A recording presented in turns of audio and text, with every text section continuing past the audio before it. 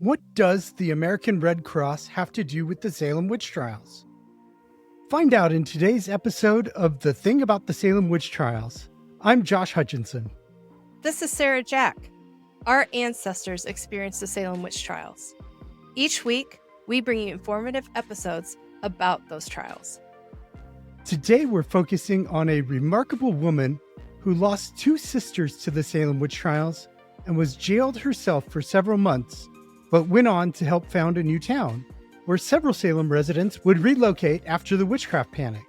The woman we know as Sarah Cloyce was born Sarah Towne to parents William Towne and Joanna Blessing Towne in Salem in 1642, when her oldest sister was already 21 years old.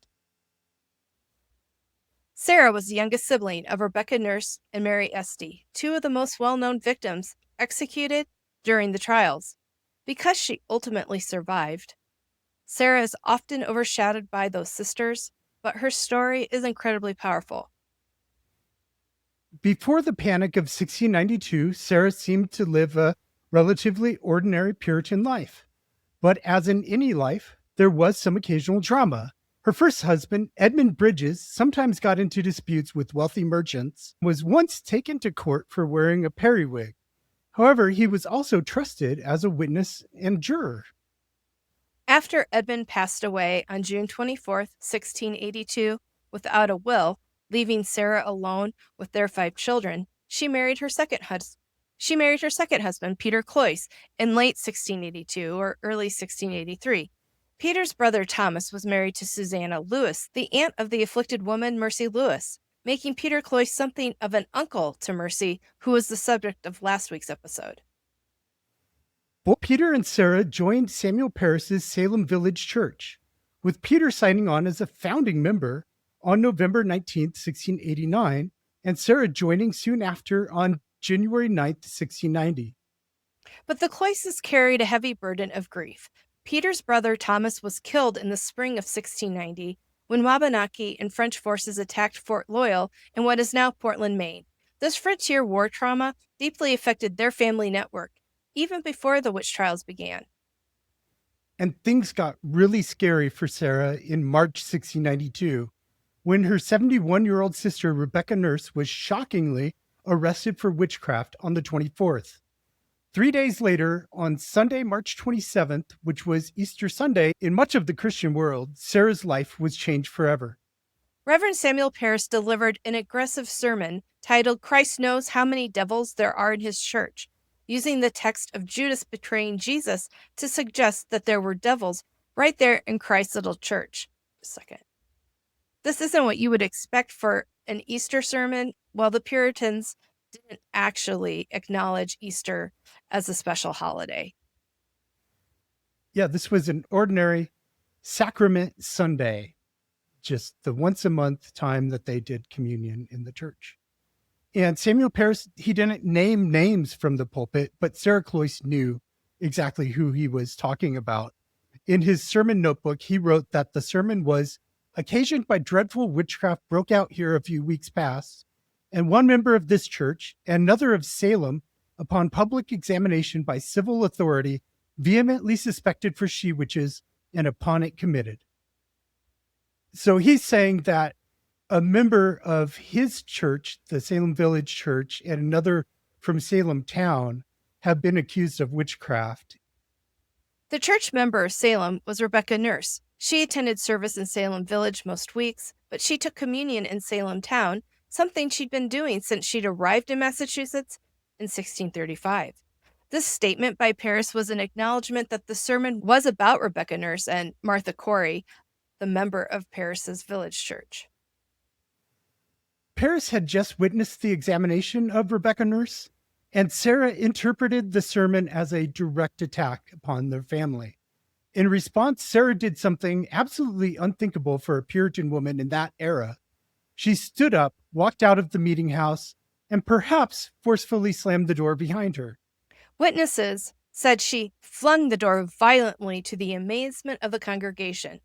That single act of rebellion put a massive target on her back. However, Robert Califf later wrote that The wind shutting the door forcibly gave occasion to some to suppose she went out in anger.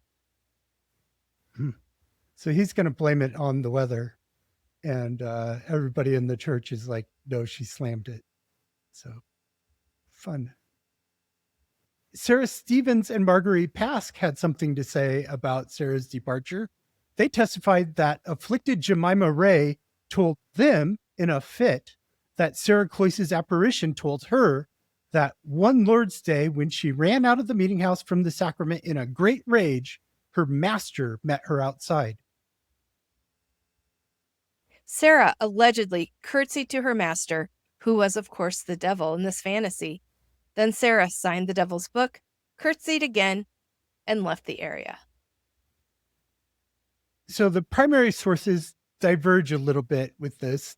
Some people are saying slammed, some people are saying wind.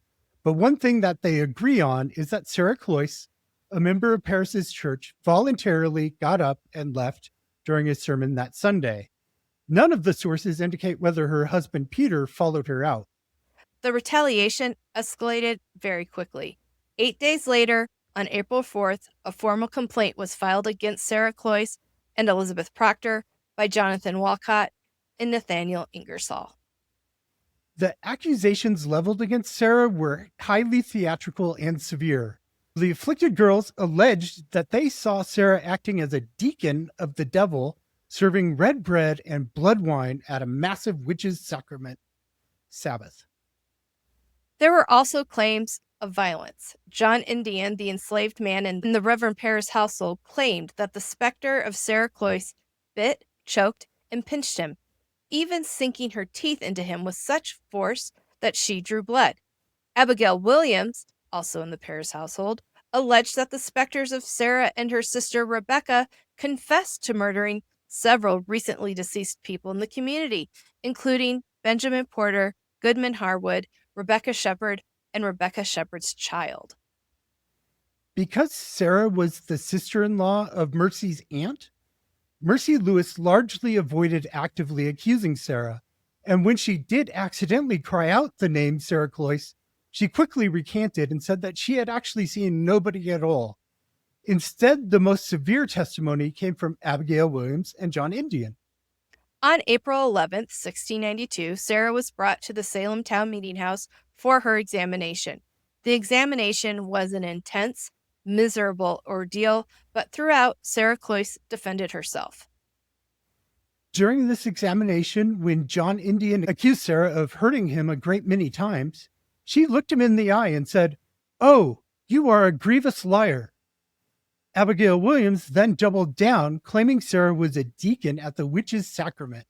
Sarah asked for water and then sat down as if seized with a dying fainting fit, according to Samuel Parris, who recorded the incident. The afflicted girls immediately fell into fits and cried out, "Oh, her spirit is gone to prison to see her sister nurse." That abruptly ended her examination. Sarah was sent to the Boston jail, where she languished in deplorable conditions for 9 months. She spent the sweltering summer and freezing winter heavily ironed with fetters on her hands and legs. And remember, she's just accused. She's not been tried. She's not convicted of anything, but she's in chains for 9 months in these terrible places where all kinds of diseases spread. The smell was horrible. It was just nasty. But throughout this terrible ordeal, her husband, Peter Cloyce, showed incredible devotion.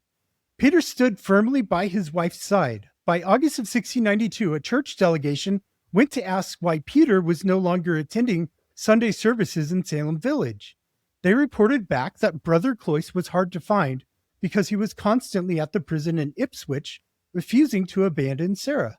In September, while both imprisoned, Sarah Cloyce and Mary Easty, the sisters, collaborated. The surviving Towne sisters, because Rebecca Nurse's passed, collaborated to author a joint petition to the court, asking for counsel and a fair hearing. Devastatingly, Sarah was present in the jail when both Rebecca and Mary were taken away to the gallows to be executed. Mary had written a profoundly moving petition, not to save her own life, but to beg that no more innocent blood may be shed. She said, if the judges and the courts continue in this way, more innocent will die. And all three of the Town sisters submitted petitions to the court during this. Rebecca Nurse had her own, Mary Easty had one, and Sarah and Mary had one together. They were all fighting for innocent lives. But Sarah's fate, however, would be different from her sisters. Deliverance Hobbs failed to name Sarah Cloyce in her confession about a witch's feast, and Sarah's trial was saved for later in the process due to absent witnesses, including Sarah's sister-in-law, Mary Towne, and her niece, Rebecca Towne. The sheer volume of cases also limited how much the Court of Oyer and Terminer could do in 1692. Working in Sarah's favor, the temporary Court of Oyer and Terminer went into an extended recess following its September cases and was finally replaced by the permanent Superior Court of Judicature before any more women and men were tried. And under the Superior Court of Judicature, spectral evidence was not allowed, so it was hard to prove the cases. And the delay saved Sarah's life. On January 13th, 1693, when the grand jury did evaluate her case, they did not find enough evidence to proceed. They returned her indictments as ignoramus, meaning we're not knowledgeable of any information to prove that she should go to trial. And she was finally released after paying her jail fees. Sarah and Peter became part of a movement of witch trial refugees that were seeking to start anew. They moved westward to Danforth's Farm, a wilderness area that would become Framingham, Massachusetts, when incorporated in 1700. Seeking to distance themselves from the horrific trauma of 1692, they changed their name from Cloyce to Clays, and they were soon joined by other extended family members from the Towne family especially, who were devastated by the witch trials. Today, you can still trace their journey as they built their home along a path that is still known as Salem End Road in honor of the refugees who settled there. 5 of the homes built by these Salem Village refugees still stand in Framingham. And Sarah lived in Framingham until her death in 1703. Tragically, she had died younger than either of her sisters, but her legacy lives on through her many, many multitudes of descendants, including a very famous one that we're going to talk to you about right now. Sarah had a daughter from her first marriage named Hannah. She married Samuel Barton. They moved over to the brand new town of Oxford, Massachusetts. Apparently, the family really put their roots in because over 100 years later, Clarissa Harlow Barton was born in Oxford on Christmas Day in 1821 to her parents Sarah Stone Barton and Stephen Barton. Clarissa is better known to us as Clara Barton, the angel of the battlefield. This line of descent makes the Townes direct ancestors of the famous founder of the American Red Cross. Sarah Cloyce was one of Clara's 32 great-great-great-grandparents. Clara was only 5 generations removed from the Salem Witch Trials, which is exactly how removed I am from the American Civil War, during which Clara first rose to fame for her battlefield medical care. Sarah Cloyce's enduring legacy has also made a mark on pop culture and literature, like her sisters have.